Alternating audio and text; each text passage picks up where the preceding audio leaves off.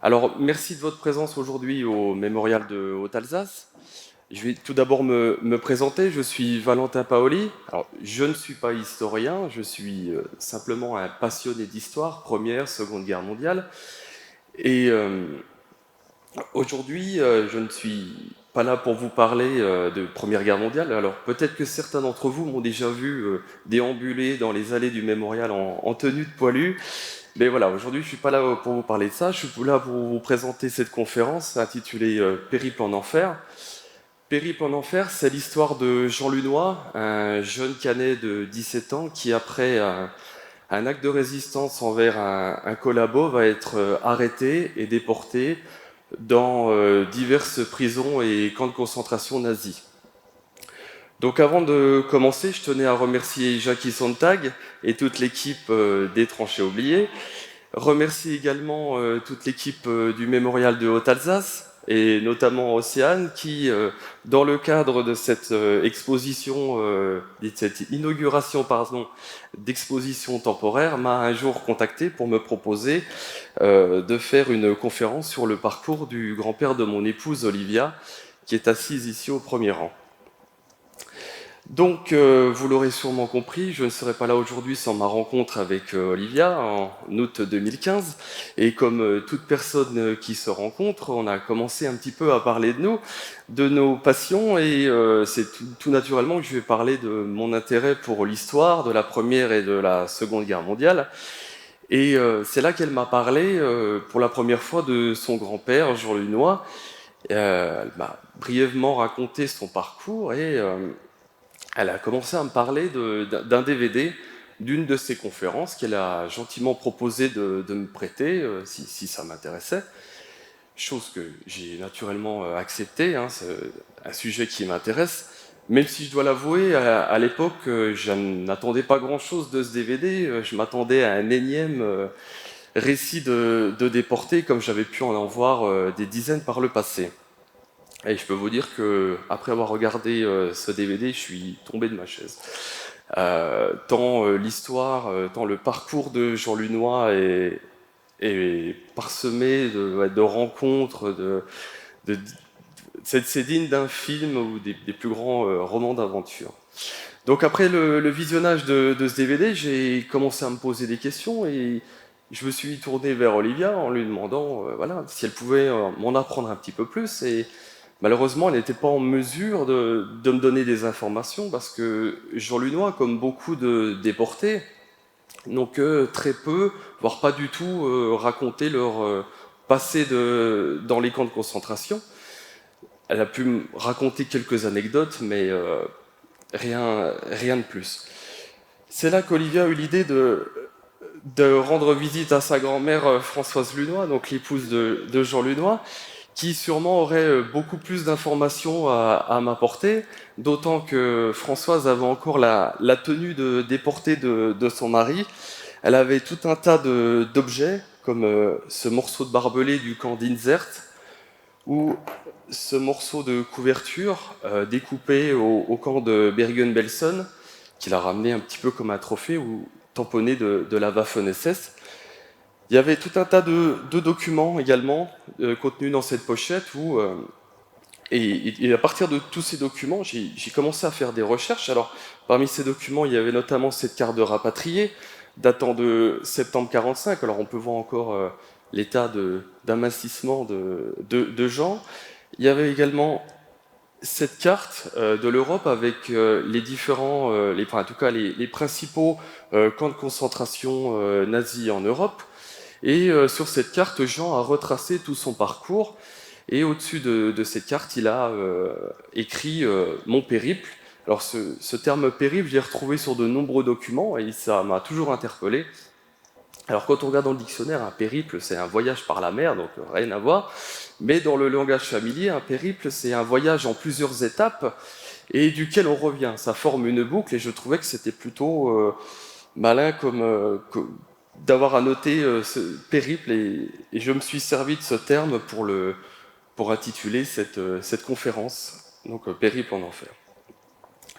Donc à partir de ces documents, j'ai commencé à faire tout un tas de recherches sur Internet. J'ai contacté différents organismes, des archives en Allemagne, les archives en France, différents musées, différentes concentrations, et ça m'a permis de faire cette conférence que je peux vous présenter aujourd'hui. Donc on va commencer par un portrait. Jean Lunois est né le 9 juin 1925 à Caen, dans le Calvados. Il est le fils de Georges Lunois et Marguerite Marie. Georges Lunois était de son métier commissaire-priseur. Le grand-père de Jean s'appelait Armand Marie, il était architecte et maire de Caen de 1919 à 1925. Donc autant vous dire que c'était une famille qui était plutôt connue dans la région de Caen. Jean était l'aîné de 4 garçons, Claude, François et Jacques. Il a également une demi-sœur qui s'appelle Denise, issue d'un premier mariage du côté de sa maman. Donc il va avoir une enfance plutôt heureuse dans une famille bourgeoise.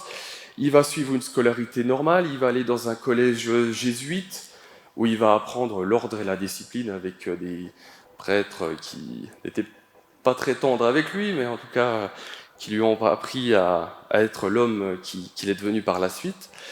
Et ensuite, il est rentré au lycée Malherbe de Caen. Donc je ne vais pas vous refaire tout l'historique de la Seconde Guerre mondiale, mais 1939, l'invasion de la Pologne par les troupes allemandes, et l'entrée en guerre de la France. Comme tout patriote, Jean Lunois croit en la victoire de son pays, mais malheureusement, vous connaissez la suite. 1940, la défaite de l'armée française, malgré des combats héroïques, on ne peut pas dire que l'armée française ne s'est pas battue. La poignée de main entre Philippe Pétain et Adolf Hitler, c'est le début de la collaboration, et suite à ça, Jean Lunois aura un profond sentiment d'écœurement. Et il a honte pour son pays, il a envie de faire quelque chose, mais que faire en 1940, hein, vous imaginez bien, tout est à faire. Quelques semaines après, il va entendre parler d'un certain général de Gaulle qui, depuis Londres, a fait un appel à continuer le combat contre l'occupant allemand.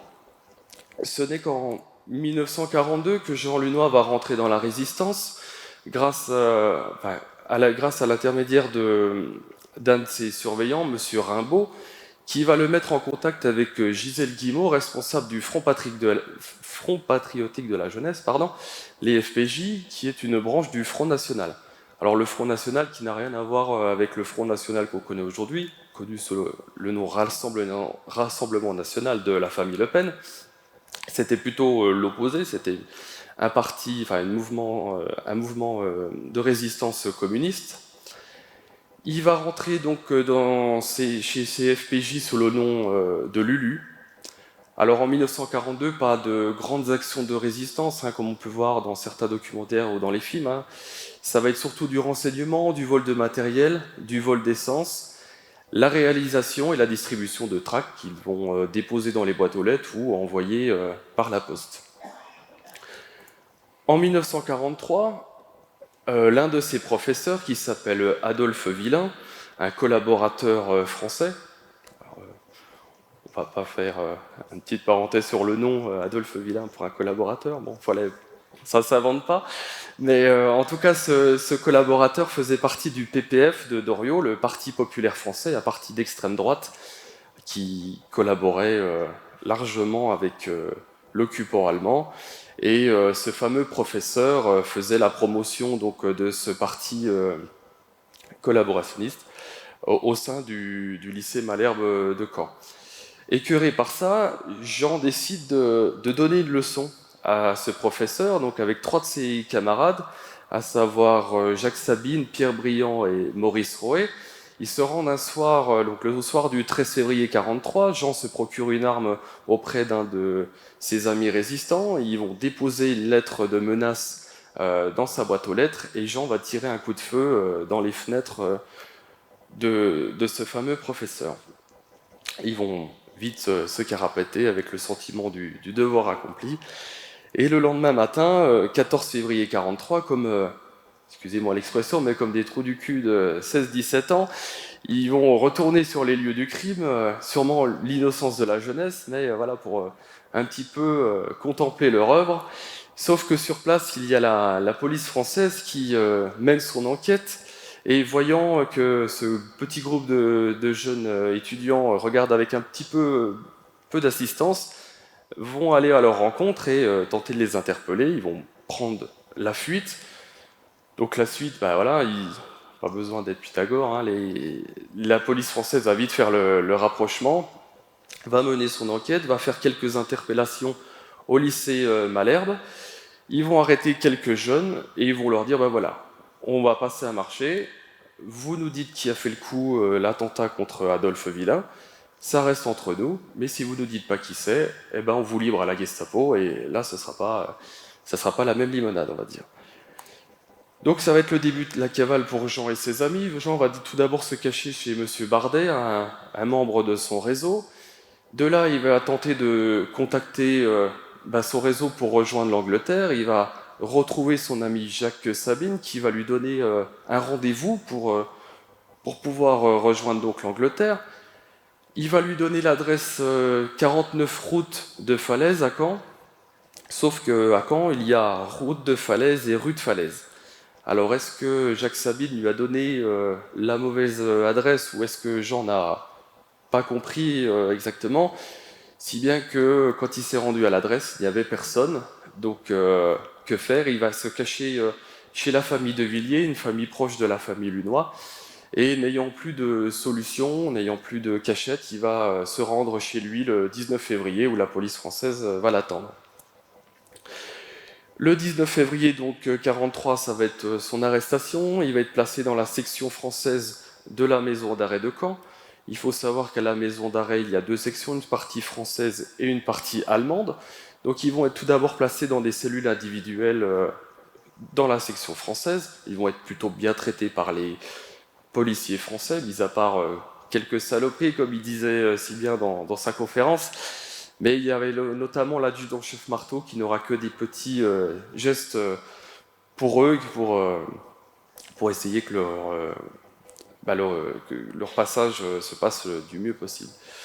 Ils vont être rapidement transférés côté allemand, parce que, mine de rien, dans cette histoire, il y avait l'usage d'un revolver, ce qui était une faute très grave. Les Allemands, dès le début de la guerre, avaient réquisitionné toutes les armes pour éviter justement des attentats contre les soldats allemands. Donc ils vont être placés dans des cellules de 12 personnes environ. Là, il va y avoir des interrogatoires, notamment par un officier allemand qui avait la réputation de faire des interrogatoires plutôt musclés. Et il sera plutôt clément avec lui. Lui le traitera que de tête à claque, sûrement que l'âge a fait qu'il a été plutôt clément avec lui. Et durant cet interrogatoire, Jean va même innocenter son ami Maurice Roët. D'ailleurs, les Allemands n'avaient aucune preuve contre lui, contrairement à Jacques Sabine et Pierre Briand, où chez eux on a retrouvé des tracts du Front patriotique de la jeunesse. À la maison d'arrêt de Caen, il va rencontrer plusieurs personnes, comme Monsieur Monnier, qui était maire d'Enel, le docteur Maurice Lemierre, un docteur de Condé-sur-Noireau, qui était soupçonné de résistance, et il faisait bien partie d'un réseau de résistance qui récupérait tous les parachutistes et les aviateurs tombés en France pour pouvoir les renvoyer en Angleterre. Donc ils vont rester quelques mois à Caen, donc ça va être beaucoup d'attentes, beaucoup d'ennuis. Les journées vont être rythmées au rythme de jeux de cartes, de jeux de dominos qu'ils avaient dans des boîtes de camembert. La journée est rythmée avec les tours de garde du Feldwebel patinette. Alors c'était un Feldwebel qui se baladait de façon nonchalante pour faire sa tournée dans la maison d'arrêt et qui traînait des pieds avec ses fers, on entendait le tchic, tchic, tchic, tchic. Donc il l'avait surnommé patinette. C'est une petite blague qu'ils avaient fait entre eux histoire de changer un petit peu les idées. Au niveau des repas, c'était soupe de légumes à moitié crue, 200 g de pain et une cuillère à café de confiture. Autant dire, pas grand-chose à manger. Le 1er mai 1943, Jean et ses amis vont être transférés à la prison du Cherche-Midi à Paris, dans une vieille prison sombre. Je vous ai mis une image, une carte postale de cette époque. Ils vont être placés dans une cellule avec une quinzaine de personnes. Parmi ces codétenus, il y aura un certain Camille DeVos, un petit voyou, un malfrat qui est un petit peu de la mafia parisienne. un certain Bazin et la famille Cellier. Alors pour Bazin et la famille Cellier, je vais faire une petite parenthèse. Ces personnes-là vont être déportées, et dans les camps de concentration, c'est une catégorie de déportés qu'on surnommait les fusils de chasse. Alors pourquoi ce nom-là? C'est que bien souvent, vous avez des familles qui vont cacher dans, dans leur cave, dans leur grenier ou dans un abri de jardin le fusil du grand-père, par exemple, et qui vont être dénoncés pour possession d'armes. Alors ça, c'est quelque chose de terrible, parce que pour savoir que chez vous, vous cachez une arme, c'est qu'il faut être quand même un proche de la famille. Donc vous allez avoir des drames familiaux comme ça, ou des voisins, une épouse, des cousins qui vont dénoncer un membre de leur famille euh, pour, pour leur faire du mal, quoi, tout simplement, hein. Ces personnes vont être arrêtées et déportées par la suite. Donc la prison du Chercheville ne sera qu'une étape. Une procédure NN va être lancée contre eux. NN pour Nacht au Nebel, nuit et brouillard. Alors c'est une catégorie de déportés, c'est bien souvent des opposants politiques qui sont envoyés dans les camps de concentration afin de disparaître, comme le dit le truc, dans la nuit et le brouillard. Donc ils sont envoyés en Allemagne pour travailler et mourir généralement par le travail. Ils n'ont ni droit d'envoyer ou de recevoir du courrier, donc aucune nouvelle pour leurs proches. Donc vraiment ce terme de disparaître dans la nuit et le brouillard. Donc le 12 mai 1943, ils iront à la gare de l'Est, départ pour l'Allemagne, il y aura une quinzaine de déportés. Alors dans les recherches que j'ai faites, il n'y a que 6 noms de connus, donc Jean et ses 2 amis, Camille Devos, dont je vous ai parlé un petit peu plus tôt, Émile Cartier et Eugène Jacquet. Mais d'après les souvenirs de Jean Lunois, ils étaient à peu près une quinzaine de déportés. Ils sont montés dans des wagons cellulaires direction l'Allemagne. Ils vont tout d'abord passer une nuit à Trèves, dans la prison de Trèves, où ils vont manger une soupe de pois avec du lard, hein. C'est quelque chose qui l'a marqué, parce que par rapport à ce qu'ils avaient à manger en France, ils ont plutôt bien mangé. Et le lendemain, 13 mai 1943, ils vont être transférés au petit village de Rheinsfeld, un petit village forestier, où ils vont prendre un petit train avec des wagons à plateforme, vraiment très sympathique, hein. Comme il le disait, on se serait cru en vacances, hein. À cette période de l'année, il faisait super beau, ils sont passés dans certaines forêts, dans les collines, c'était vraiment un rêve. Donc ils sont à peu près 25 déportés, et ils vont arriver donc en gare de Rheinsfeld, où ils vont être accueillis par des feldgendarmes, des gendarmes allemands, et ils vont parcourir les derniers kilomètres à pied avec ces feldgendarmes, jusqu'à arriver à un panneau où ils vont lire SS Sonderlager Insert.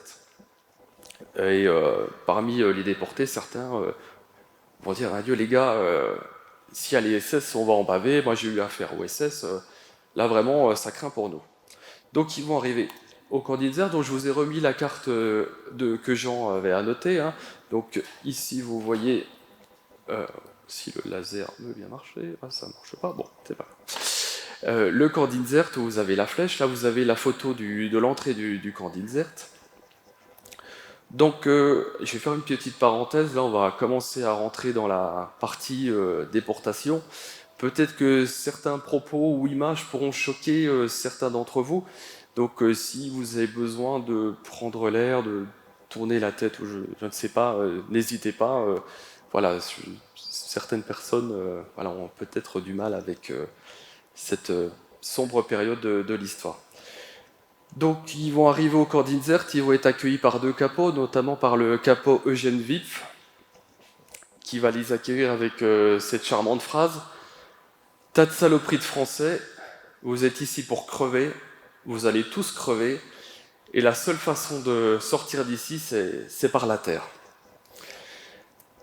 Donc je vous ai mis ici une image où on voit un capot, donc c'est pour vous expliquer ce qu'est un capot. Un capot, c'est un déporté parmi les déportés, sauf que ce capot a quelques privilèges. Alors généralement, ce sont une catégorie de déportés, ce sont des asociaux ou des prisonniers de droit commun, qui sont les plus anciens déportés du camp.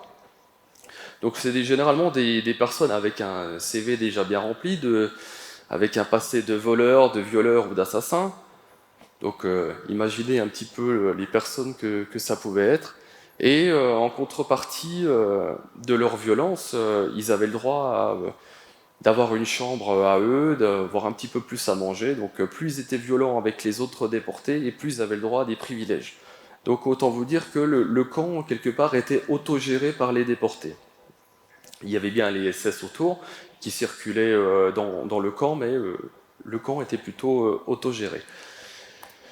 À son arrivée, Jean va être, ainsi que tous les autres déportés, vont être arrasés de la tête aux pieds, et on va leur faire la fameuse coupe à autobahn, autoroute, où on va leur raser à blanc le milieu du crâne et laisser un petit peu plus de cheveux sur les côtés. Ça, c'est tout simplement pour éviter les épidémies de typhus, mais surtout pour être repéré en cas d'évasion. Vous imaginez croiser une personne comme ça dans la rue avec une coupe comme ça, passe pas inaperçu. Après ça, ils vont être déshabillés, donc tondus, désinfectés. Ils vont passer une visite pour voir s'ils n'ont pas de vermine sur eux.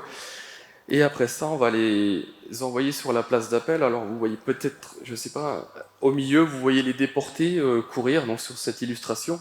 Donc ils vont courir nus. Et, les Allemands vont envoyer à leur trousse les chiens. Ils vont avoir des coups de matraque. Alors Jean aura la chance d'être à côté d'un certain Monsieur Singet, qui lui avait un don un petit peu spécial avec les chiens, et il va mettre sa main devant la gueule de ces monstres, et puis va faire en sorte de calmer les chiens. Donc les chiens vont les suivre, ne vont pas les mordre. Ils auront la chance, contrairement à certains déportés, qui se feront carrément dévorer sur place par ces molosses.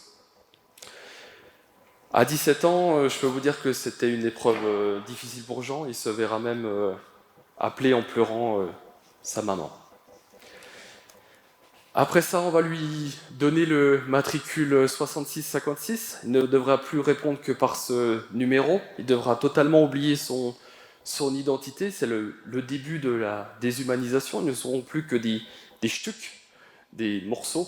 Voilà, ils ne sont plus que du bétail maintenant. En tant que déportés Nartonebel, ils n'ont pas le droit de quitter le camp, contrairement aux autres déportés qui, eux, iront dans des commandos et auront le droit de quitter le camp. Au camp de Inzert, pas de tenue rayée, comme vous pouvez voir ici devant vous, mais des uniformes d'armées vaincues, comme l'armée polonaise ou l'armée tchèque. Et on va leur peindre dans le dos HN, pour Hundenation, la nation des chiens. Alors là, sur l'illustration, c'est une image de Natzweiler Struthof. Eux, il y avait NN dans le dos pour Nartonebel, mais à Inzert, ils avaient HN de peint avec une peinture lourde et grasse. Donc le début de la déshumanisation.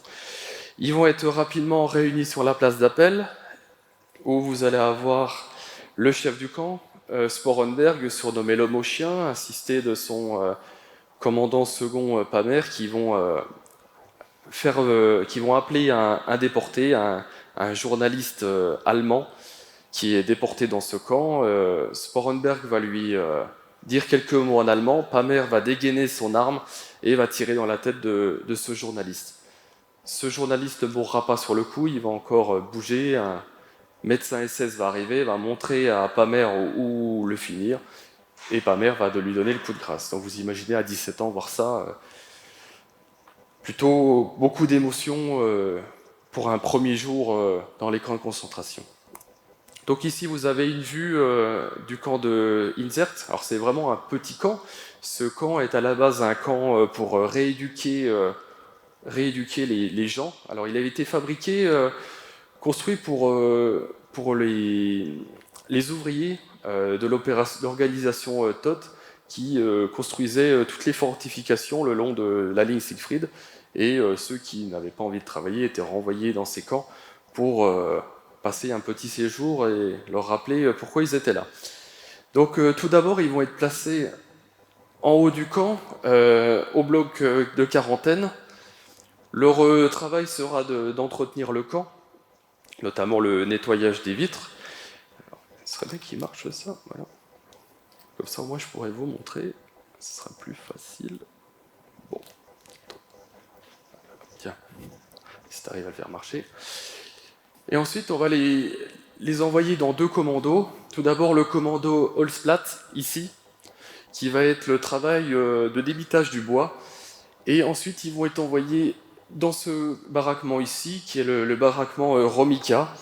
Alors, je vous ai mis des photos. Donc, le commando Holzplatz, qui sert à débiter donc du bois de chauffage, vous allez avoir un commando qui va être à l'extérieur dans la forêt, qui va récupérer des souches et des troncs d'arbres, et eux devront, avec quelques outils, débiter tout ça. Donc un travail très dur, très pénible pour des personnes qui ne sont pas habituées à ce genre de travail.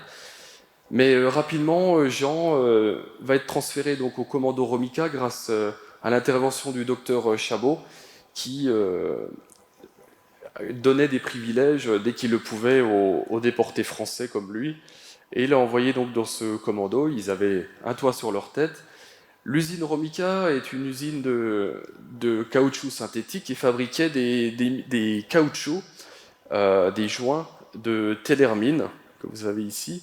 Et leur travail, c'était de débarber ces joints de télermine. Donc autant vous dire qu'ils n'ont pas été toutes montées sur mine parce qu'ils ont fait beaucoup de sabotage dans le camp. À Inzert, ça va être beaucoup de violence, les débuts de la violence, hein, avec la fameuse punition, alors je ne parle pas très bien allemand, mais le Fünfzwanzig am Arsch, je pense que toi qui parles un peu mieux allemand que moi, mais c'est 25 coups sur le cul, comme vous pouvez voir sur l'image en haut à droite. Des punitions, des bastonnades, des noyades, des assassinats, des meurtres. Vous allez avoir notamment, Jean va voir un déporté se faire assassiner parce qu'il était en train de fouiller dans des poubelles. Beaucoup de morts. Au camp d'Inzert, il n'y a pas de four crématoire comme dans certains camps de concentration. Les morts étaient transportés dans des cercueils et enterrés dans la forêt qui était juste à côté. La vie à Inzert, c'est des baraquements d'une quarantaine de personnes, beaucoup de promiscuité. Les repas, le matin, un quart de litre de café ersatz, une sorte de liquide noirâtre, bon, qui avait au moins l'avantage d'être chaud. Le midi, trois quarts de litre de soupe d'ortie. Alors les orties qui étaient ramassées par un commando extérieur. Et le soir, 150 grammes de pain, plus margarine ou marmelade ou un mauvais saucisson allemand. À Inzert, c'est les maladies, les mauvais traitements. Et vous allez avoir notamment son ami Jacques Sabine qui va rapidement choper la tuberculose. Et vous allez avoir Camille Devos qui, dans des actes héroïques, ne va pas hésiter, au péril de sa vie, à passer sous les barbelés du camp pour aller piquer quelques légumes dans le potager des SS, pour lui donner un peu plus à manger et lui donner une chance de survivre. Le 15 octobre 1943, Jean et ses amis sont transférés à la prison de Wittlich, une prison pour jeunes, pour adolescents, qui se trouve à peu près à 15-20 km d'Inzert, une vieille prison médiévale, très, très, très sombre. Hein. Ils vont rencontrer dans cette cellule un certain Fafa et un Michel Bompé, vraiment des tout petits jeunes, et ils vont même leur apprendre, en tout cas finir de leur apprendre à lire et écrire, vous dire à quel point ils étaient jeunes dans cette prison. Donc je vous ai placé le camp la prison de Wittlich ici. Ici vous avez une liste nominative de la prison de Wittlich où encadré vous pouvez voir le nom de Jean Luna. On voit pas très bien, mais en tout cas il est sur cette liste. À la prison de Wittlich, il va être mis dans deux commandos. Tout d'abord le commando Corberail qui va être la fabrication et la réparation de paniers pour obus allemands. Donc son travail, ce sera de récupérer du jonc qu'ils trouveront dans des marais ou dans des étangs alentours. Et à cette période de l'année, il y a déjà le froid. Donc ils devront casser la glace pour récupérer ce jonc. Ils vont être sous la surveillance d'un Obermeister, le vieil Obermeister Schuller, qui prendra un malin plaisir à leur mettre des coups de canne sur les doigts, pour son grand plaisir, hein, malheureusement. Dans ce camp, Jean va apprendre l'annonce du débarquement. Hein, pour vous dire, là, il est arrivé le 15 octobre 43, il y restera jusqu'en août 44. Il va apprendre le débarquement de Normandie par ce vieil Obermeister et qui va lui annoncer que la ville de Caen est totalement rasée. Donc vous imaginez Jean qui s'est fait du souci pour sa famille, savoir s'ils étaient encore en vie à cette période.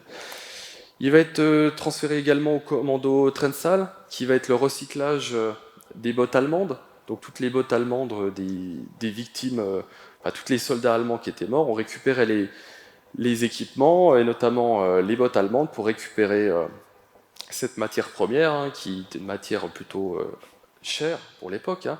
Donc leur boulot, c'était avec la cutter de débiter toutes ces bottes allemandes et de le récupérer, de mettre à plat.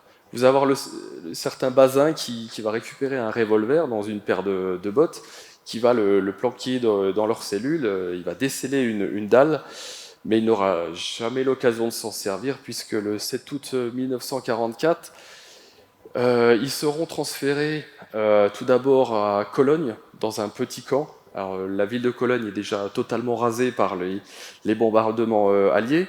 Ils vont être placés dans une cellule avec des déportés belges qui seront condamnés à mort le lendemain matin. Donc toute la nuit, ils vont tenter, Jean et ses amis, de réconforter du mieux possible ces déportés. Et le lendemain, ils seront malheureusement fusillés. Le lendemain, 8 août, ils seront transférés à la prison d'Hanovre. Ils seront dans une cellule avec un officier russe prisonnier, comme eux, qui connaît très bien la culture française. Ils parleront toute la nuit de littérature et du patrimoine français, avec un officier qui parlait, qui avait une bonne connaissance de la culture française. Le 9 août, une nuit à Cottbus, et le 10 août, ils arrivent à la prison de Breslau. Donc à la prison de Breslau pour être jugés pour cette fameuse procédure NN, et ce jugement n'aura malheureusement jamais lieu. La procédure NN sera rejetée, mais ce n'est pas pour autant qu'ils seront libérés. Dans cette prison, leur boulot, ce sera de peindre des petits soldats en plastique, des petits soldats allemands destinés aux enfants. C'est dans cette prison que le parcours de Jean et de ses amis vont se séparer. Vous allez avoir son ami Jacques Sabine qui va mourir des suites de sa maladie, de la tuberculose. Il mourra le 30 août 1944. Et Pierre Briand, qui lui sera transféré à Schweidnitz et à Eichberg. Il va connaître la libération en 1945, mais il décédera dans un hôpital militaire des suites d'épuisement. Le 15 octobre 1944, Jean, seul, va partir au camp de Gross-Rosen. Il va recevoir la fameuse tenue rayée. Je vous ai mis une petite illustration. Donc en A, il avait un béret qu'on appelle une mutz. La tenue déportée, la tenue rayée avec les différents numéros matricules. Au pied, ils avaient des holzpatines, si vous voulez, des sortes de claquettes en bois retenues par un morceau de cuir synthétique. Ils avaient également ce qu'on appelle des Fußlappen, des chaussettes russes pour s'emballer les pieds. Ils avaient également une chemise. En tout cas, ils n'étaient pas suffisamment couverts, surtout dans cette région de Pologne, en Haute-Silésie, où l'hiver, la température pouvait descendre jusqu'à moins 40. Donc dans ce camp, il va recevoir le matricule 65 961.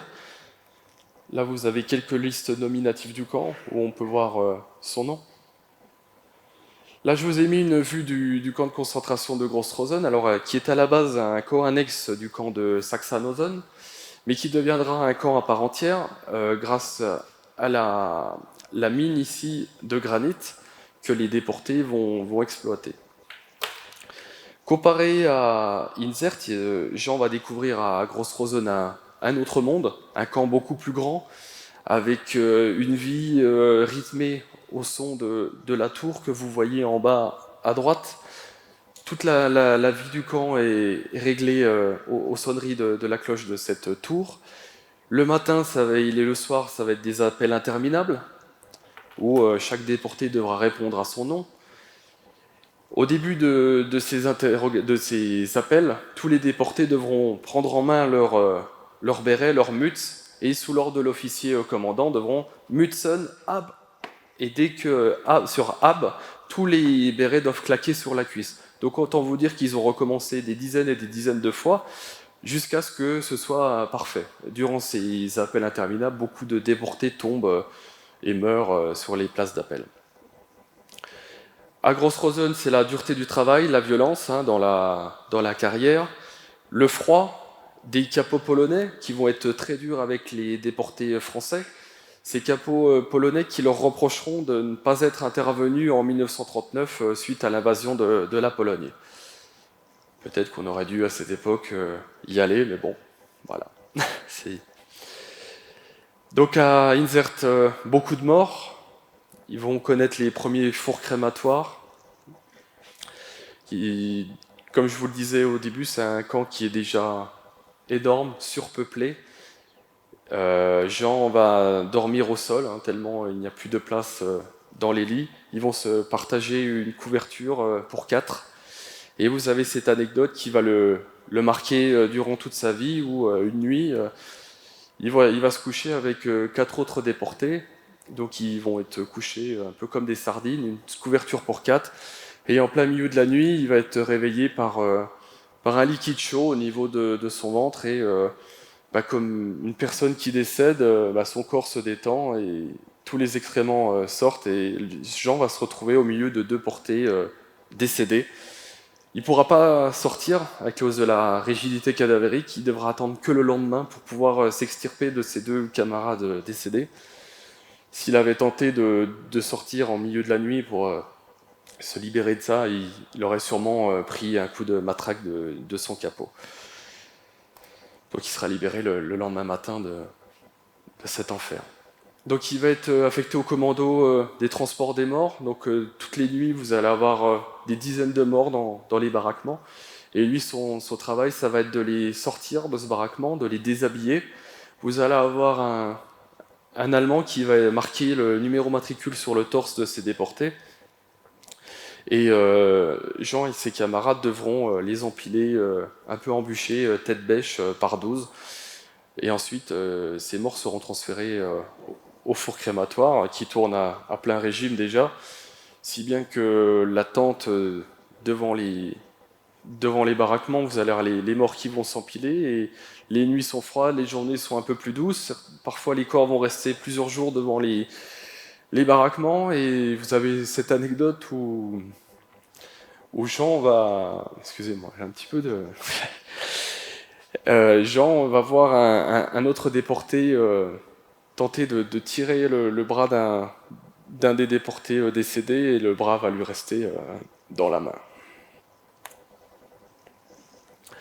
Donc il va travailler au commando, donc à la carrière de Pierre, qui est un travail très dur, dans des conditions effroyables, porter des lourdes charges. Dès qu'un des déportés montre un signe de faiblesse, il est tout de suite abattu. Vous allez avoir des déportés qui vont être écrasés sous des pierres, donc c'est vraiment un travail très dur et très compliqué. Jean va être vite affaibli, va être transféré au Révire, qui est à l'infirmerie du camp. Il souffre, comme de nombreux déportés, d'asthénie, qui est un état vraiment de fatigue avancée, suite au stress, suite à la malnutrition. À cette époque-là, il mesure déjà, il pèse il mesure 1m77 pour 39 kg. Le docteur Maillard de Troyes, qui est l'infirmier du camp, va essayer de le retaper du mieux qu'il peut, avec le peu de médicaments qu'il a, et ils vont être soignés avec de l'aspirine. Dans ce Révire, ce sera beaucoup de morts, des suites de leurs blessures. Fin janvier 1945, ils vont être réveillés par des tirs de canon venant de l'Est. Et là, ils se disent, si c'est l'Est, c'est forcément les Russes. Et parmi les déportés, il y a d'anciens artilleurs français qui disent, ça c'est les Russes, c'est des canons de campagne, et vu les bruits, ils doivent être à moins de 20 km. Passé 20 km, on n'entend plus le tir des canons, donc ils sont pas loin. Donc vous imaginez l'état, la joie et l'émotion qui a emporté tous ces déportés, mais leur joie va être de courte durée, puisqu'ils vont être rapidement rassemblés sur l'Appelplatz, et ça va être l'évacuation. Donc avec ces fameuses marches de la mort, ils vont parcourir 4 à 5 km par moins 40, donc dans la tenue dont je vous ai parlé avant, donc autant dire qu'ils n'avaient rien sur le dos. Tout au long du chemin, beaucoup vont tomber, être abattus sur place. Ils vont arriver à une gare où ils vont monter dans des wagons à plateaux, des plateaux à charbon.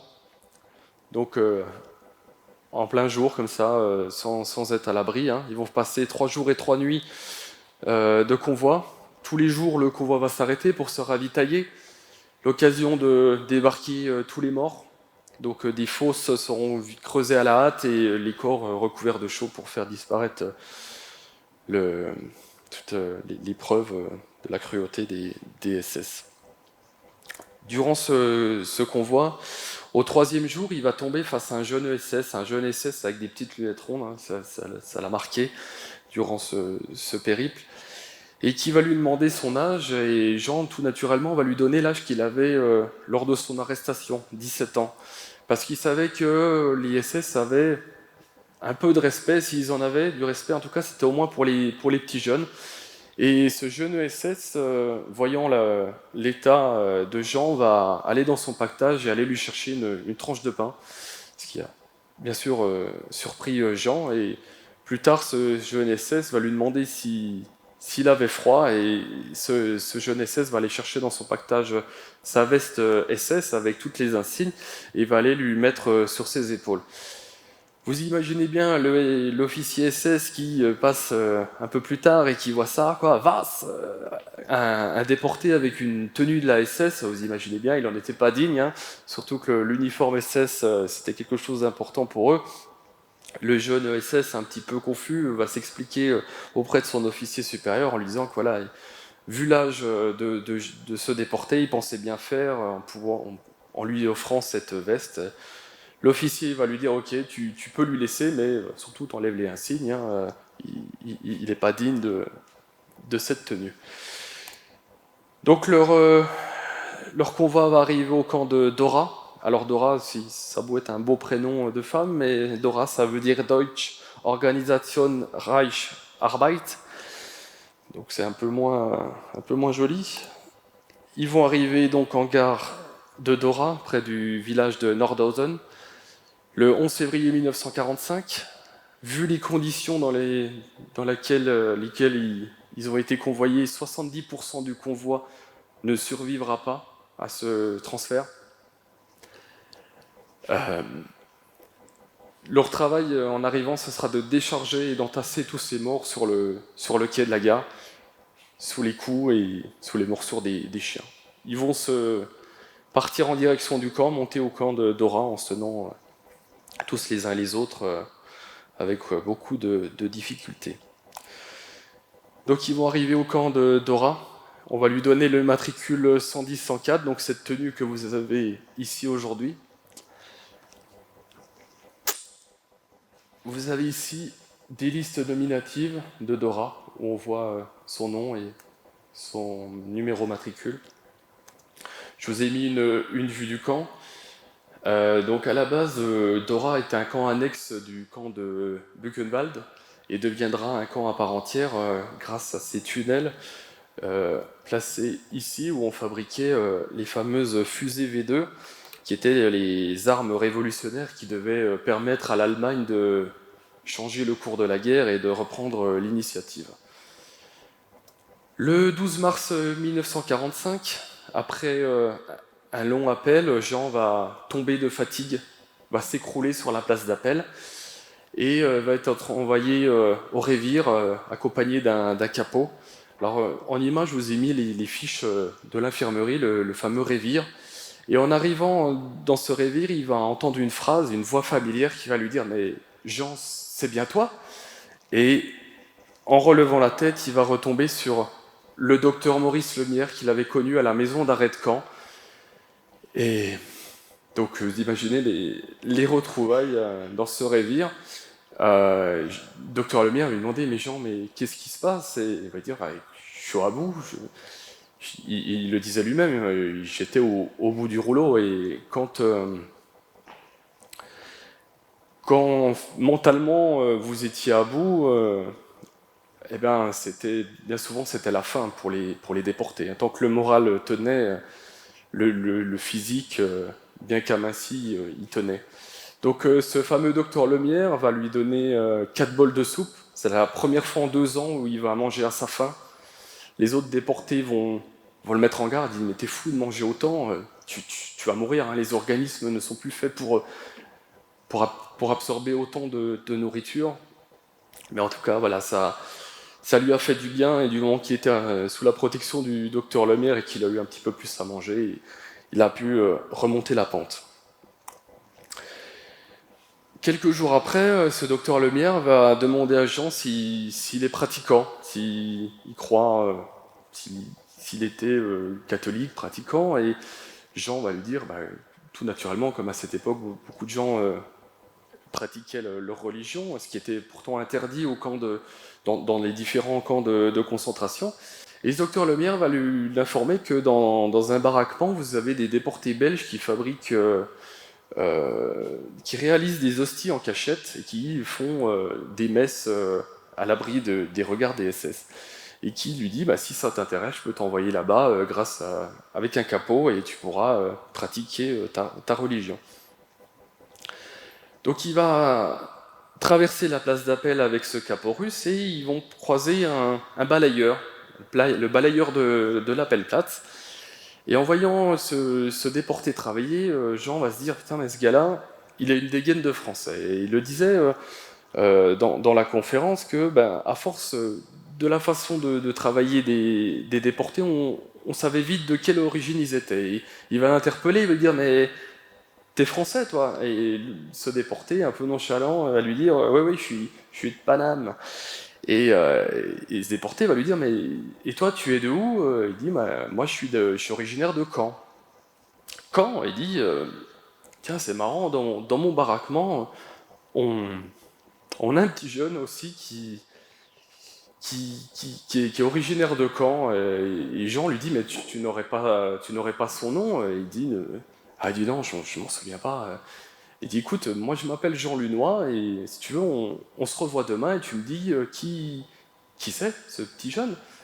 Il dit, mais attends, Lunois, il dit, maintenant que tu me le dis, je me demande si ce petit jeune, il s'appelle pas également Lunois.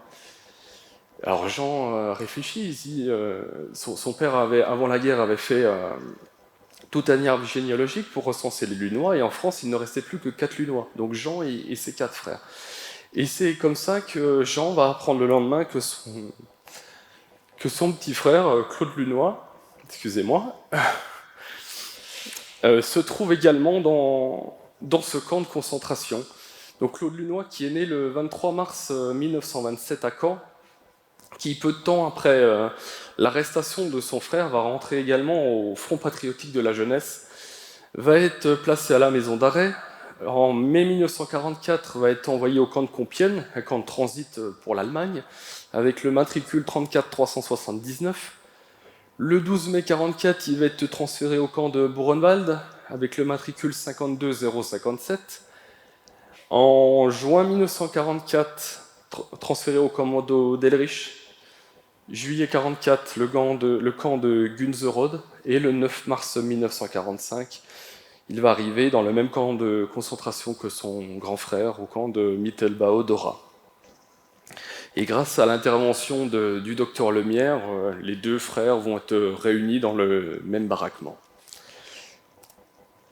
Le 6 avril 1945, ça va être l'ordre d'évacuation. Tous les déportés vont être transférés dans des wagons à Bastio, 4 jours et 4 nuits sans manger. Malgré ces conditions, il le dira lui-même, c'était plutôt des bonnes conditions par rapport au transfert qu'il a connu du camp de Gross-Rosen à Dora. Là, au moins, le temps était doux et ils avaient un toit sur la tête. C'est là qu'il va se rendre compte que c'est la fin pour l'Allemagne, pour les SS. On voit la discipline des SS qui commence à baisser, avec des SS qui, pour s'amuser, vont s'amuser à tirer sur des bovins quand ils vont croiser des champs le long de la route. Et on voit très clairement que les SS n'y croient plus, quoi. Donc ils vont être transférés au camp de Bergen-Belsen, au-dessus d'Hanovre. Alors ce camp de Bergen-Belsen, où ils vont arriver le 10 avril 1945, alors ce camp est à la base un camp d'échange pour les prisonniers, mais qui, vers la fin de la guerre, deviendra un camp mouroir. On enverra tous les déportés finir leur vie et mourir. Ce sera plus qu'un champ de cadavres. Je vous ai mis une petite vue du camp de Bergen-Belsen. À cette époque-là, donc à la fin de la guerre, le camp est surpeuplé. Jean et les autres déportés, ainsi que son frère, vont être placés ici, dans des casernes, juste à côté du camp de Bergen-Belsen, dans des casernes de la Wehrmacht. Et leur boulot, ce sera de transporter les morts. Dans ce camp, il n'y a rien ou pas grand-chose à manger. Ils vont avoir quoi, un demi-litre d'eau farineuse. Autant dire que ouais, c'est pas grand-chose pour tenir. La mort, partout. Quelques jours avant le 15 avril 1945, on voit que certains SS se partent du camp. Les peu de SS qui restent, et certains soldats hongrois, quelques gardes, arborent un brassard blanc. Et un jour, vous allez avoir une Jeep avec des haut-parleurs, suivie par des camions, arborant une étoile blanche. Alors, tous les déportés vont se dire, mais ce sont quoi? Ce sont des Russes? Non, finalement, ce sont des Britanniques qui vont les libérer le 15 avril 1945 à 15h de l'après-midi. Tous les déportés encore valides et qui ont la force de se déplacer en courant vers les grilles, vous imaginez bien la joie qui les emporte. Eh ben, la joie va être que courte durée parce que vous avez les gardes qui ne vont pas hésiter à tirer à la mitrailleuse MG42 sur ces déportés. Les Britanniques vont rentrer dans le camp, ils vont parler aux déportés en leur disant que voilà, ils avaient fait à la base un accord avec les gardes en disant que voilà, vous devez nous livrer le camp intact sans faire plus de victimes. Et n'ayant pas respecté cet accord, les Britanniques laissent les SS et les capots entre les mains des déportés. La seule consigne qu'on leur donne, c'est les SS, vous avez le droit de les bousculer, mais vous ne les tuez pas, vous nous les laissez. Par contre, les capots, vous en faites ce que vous voulez. Et là, vous allez avoir la violence, voilà, des capots qui seront battus à mort, des capots qui seront carrément déchiquetés, qui vont disparaître littéralement sur place. Vous allez avoir tous les capots qui seront pendus aux différents toits de baraquement. Ça va être vraiment le déchaînement de violence. Ils vont réussir à choper le commandant SS du camp, et comme punition, ils vont lui faire nettoyer les latrines. Alors au début, il arrivait avec son beau manteau SS, alors il fait signe de retirer son manteau, hein, et les déportés, non, tu fais ça avec le manteau, alors, signe de remonte, non, tu remontes pas tes manches, tu fais ça avec ton bel uniforme, et vous imaginez bien que ce camp qui est déjà surpeuplé les latrines, c'est dégueulasse, ça débordait de partout, et ils se sont amusés à lui faire vider les latrines avec son bel uniforme de la SS.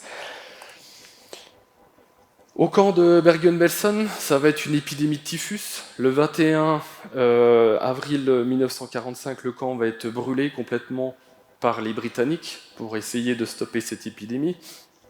Jean et les autres déportés vont avoir quelques soins, quelques médicaments, et vont ensuite monter dans des camions anglais où les attendent une boîte de cornets de bif allemands et une boule de pain. Et dans le fond de ces camions, vous allez avoir des caisses remplies de pierres. Alors, ils sont tout interrogés, pourquoi des pierres? Et dès qu'ils vont franchir le premier bourg allemand, où tous les fenêtres vont arborer de jolis drapeaux blancs, toutes ces villes qui ont échappé au bombardement et tout, les Britanniques vont leur dire amusez-vous. Et là, ça va être un véritable bal-trap, ils vont s'y donner à cœur joie à balancer toute la caillasse dans les fenêtres des bourgs allemands qui vont croiser. Donc, le départ de Bergen-Belsen en camion ici, ils vont faire une première halte dans le village de Solingen, ils vont dormir dans une ferme. Jean et son frère Claude vont dormir dans un poulailler. Ils vont essayer de choper une poule grâce à l'intermédiaire d'un soldat britannique qui va les aider avec un petit coup de crosse pour ramener la poule vers eux. Ils vont manger là leur première poule à la broche. C'est comme une victoire, hein, vous imaginez bien. Dans ce village, ils vont commettre quelques vols, hein, ils vont se servir largement, et il y a cette anecdote où ils vont s'amuser à pisser dans les seaux de choucroute des Allemands. Le lendemain, ils vont être transférés au camp de Rheine, ici, qui est une base militaire allemande à la base, où les Allemands vont tester leur premier avion à réaction. Sur cet aérodrome, vont les attendre des Douglas C-47, l'avion de transport emblématique des troupes alliées. Et Churchill, déjà avant la guerre, Jean avait pu entendre ce discours disant que voilà, on sait qu'il y a des déportés, on sait qu'il y a des camps de concentration en Allemagne et en Europe, et dès que nous aurons la chance de pouvoir les libérer, nous ferons tout pour les rapatrier. Et Jean a pu voir que Churchill avait tenu sa parole et ils sont montés avec les autres déportés, même des poules et des chèvres qu'ils avaient piquées au village de Slingen. Ils sont montés toute cette ménagerie dans l'avion et ils sont arrivés à Bruxelles où ils vont passer de 2 jours et 2 nuits. Ils vont être logés chez des habitants qui n'auront que des gentillesses pour eux, ils seront accueillis, il y aura des défilés, des défauts de germes, on va leur donner des cigarettes, du chocolat, ça sera un peu d'abondance, tout ce qui leur a manqué tout au long de leur déportation.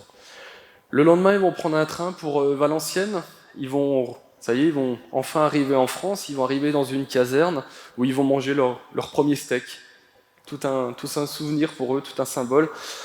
Et dans cette cour de cette caserne, ils vont avoir tout un tas de treillis, du surplus américain. Et on leur dit, bah voilà, vous abandonnez votre tenue déportée et vous revêtissez un treillis. Et Jean et son frère Claude vont même en venir aux mains avec les soldats français en disant non, nous on veut pas les laisser, quoi. C'est à nous, quoi. Je pense que c'est la seule chose qu'ils possédaient et ils en sont même venus aux mains pour les garder. Et ils vont revêtir un treillis, mais qui remettront par-dessus ce pyjama rayé. Depuis Valenciennes, ils vont prendre un autobus qui va les conduire à Paris, à l'hôtel Lutetia, où tous les déportés de France vont transiter. Eux seront les tout premiers déportés français, donc quand ils vont arriver, rien n'est encore prêt pour eux. Donc en attendant que des chambres se libèrent et que tout soit fait pour les accueillir, ils seront envoyés au cinéma Gaumont, ils vont visionner des films sur la libération de Paris. Et après ça, ils seront logés dans une suite. Alors Jean va profiter de pouvoir redormir dans un lit douillet. Et son frère Claude, qui lui n'a plus l'habitude, ce petit jeune va passer la nuit par terre, parce qu'il n'arrivera jamais à dormir sur un matelas. Donc dans cet hôtel Lutetia, ils vont avoir une visite médicale, on va leur donner un ticket de métro, un petit peu d'argent, et c'est malheureusement tout ce qu'on va faire pour eux. Là, il va y avoir malheureusement il y aurait pu y avoir tout un suivi pour eux, un suivi psychologique, ce qui aurait pu largement servir pour la suite, mais tous ces pauvres déportés repartiront avec tout leur traumatisme dans leur famille et les hantera toute leur vie. Depuis une cabine téléphonique, ils vont essayer de tenter d'appeler leur mère, qui ne répondra jamais. Ils vont appeler des cousins en banlieue parisienne, où ils vont passer une nuit, et de là, ils vont appeler leur demi-sœur Denise, qui va les informer, voilà, maman est bien en vie, les petits frères aussi, sauf que là, maman est malade, et pour l'instant, elle n'est pas à la maison. Mais sachez qu'elle va bien. Donc 28 avril 1945, ils vont partir de la banlieue parisienne, avec leurs cousins, ils vont aller à Orbec-en-Auge chez leur demi-sœur Denise, où ils vont passer une nuit. Le lendemain, 30 avril 1945, ils vont arriver en gare de Lisieux, où la Croix-Rouge les attendra, aidés par des jeunes étudiantes des écoles alentours, qui vont leur donner des sandwichs et du cidre. Ils seront notamment accueillis par le préfet Morin de l'époque. Et le 1er mai 1945, ils vont arriver chez eux à Caen. Leur souvenir, c'était que voilà, ce jour-là, il neigeait, on leur a distribué des brins de muguet. Voilà, c'est des souvenirs qu'ils avaient de cette journée. Et surtout, les retrouvailles émouvantes avec leur mère. Après ça, ils vont dormir plusieurs jours, le temps de se retaper. Et après, il faudra penser à retrouver une vie normale, commencer à se reconstruire. Ils vont retourner à l'école. Il va y avoir une section spéciale pour eux, pour tous ces jeunes dont la vie, toute la jeunesse a été bouleversée par cette guerre, par cette terrible guerre. Et ils vont suivre des cours accélérés pour passer le bac en un an. Suite à l'obtention de ce baccalauréat, Jean va partir à Paris pour des études de chirurgien dentiste. Donc il va suivre ses études là-bas, et un soir, le 17 mai 1947, alors qu'il était étudiant là-bas, un de ses copains va le prévenir, va lui dire: écoute Jean, dans un lycée pas loin d'ici, ils organisent une fête, viens on y va. Et bon, ils avaient clairement l'intention de se mettre une petite biture. Voilà. Ils vont arriver là-bas, sauf que c'est une école religieuse, donc autant vous dire qu'il n'y avait pas d'alcool. Ils vont repartir un petit peu déçus, reprendre le métro, et ils vont croiser le parcours de trois jeunes filles. Trois jeunes filles accompagnées d'un petit chien. Et ils vont tenter lamentablement de les draguer. Oh, le joli petit chien et tout. Ils vont se prendre un râteau d'enfer. Ils vont aller se mettre avec son copain dans un coin du métro. Deux des jeunes filles vont laisser la troisième. Une rame de métro va arriver en gare. Cette jeune fille va rentrer dans la rame de métro. Eux vont vite se précipiter. Comme deux margoulins vont l'accoster. Oh, quel heureux hasard, mademoiselle. Qu'est-ce que vous faites ici? Et son ami, l'ami de Jean, va l'accoster le premier en disant: oh, je suis sûr que vous êtes de chez moi, vous êtes champenoise. Il dit: non, non, je ne suis pas champenoise. Et Jean, étant normand, va reconnaître l'accent. Il dit: non, non, mais vous êtes normande, vous êtes de Normandie. Elle fait: oui, oui, mais sachez que moi, je vous connais.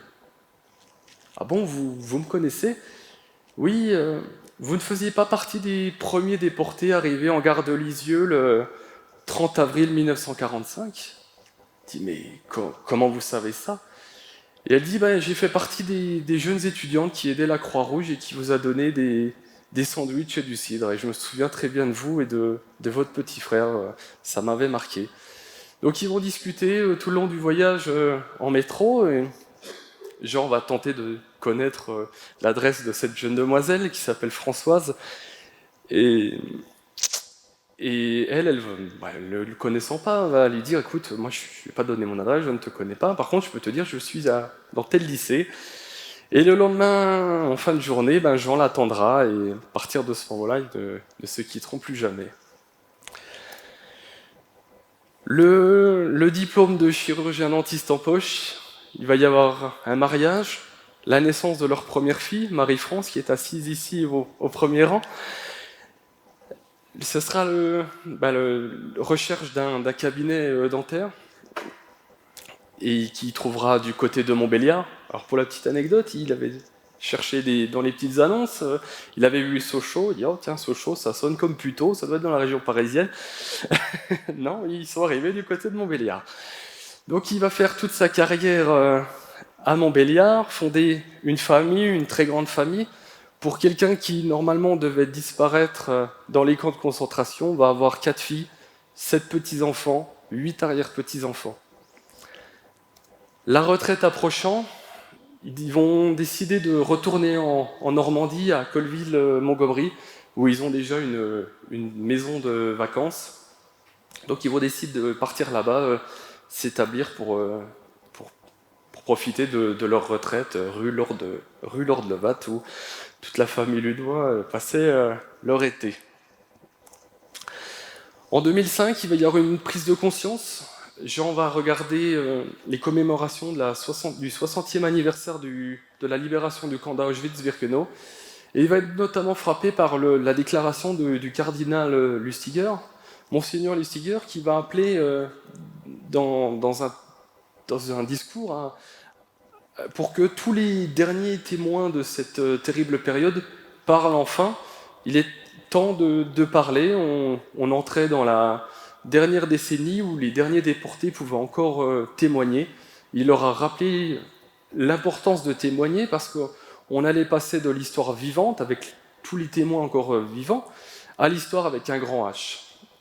À partir de ce moment-là, ça va lui faire un électrochoc. Il va commencer à se replonger dans ses souvenirs, se remémorer.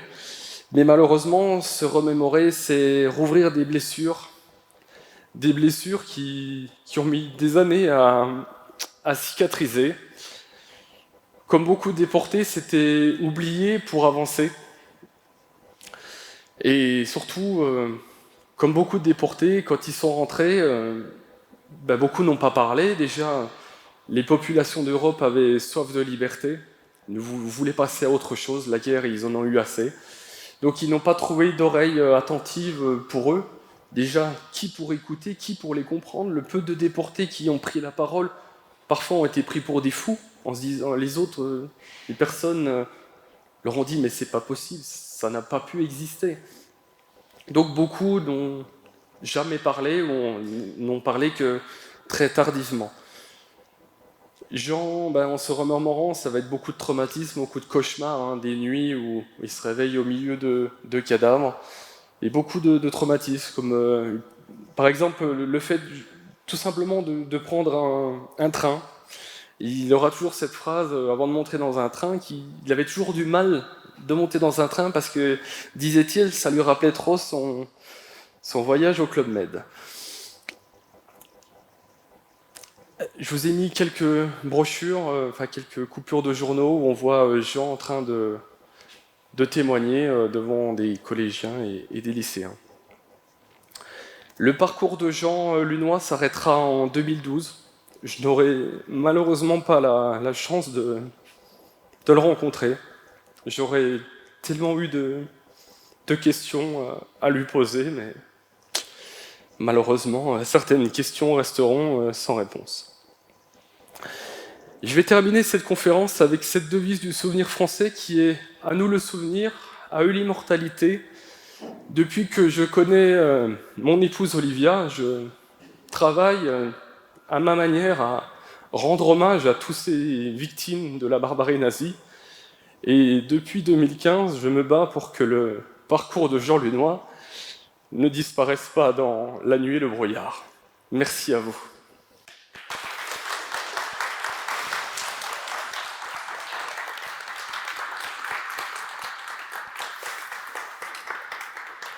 Je suis désolé, à la fin, c'était un peu d'émotion. Hein. La voix a déraillé un petit peu. Je ne sais pas si certains d'entre vous ont des questions auxquelles je pourrais répondre. N'hésitez pas.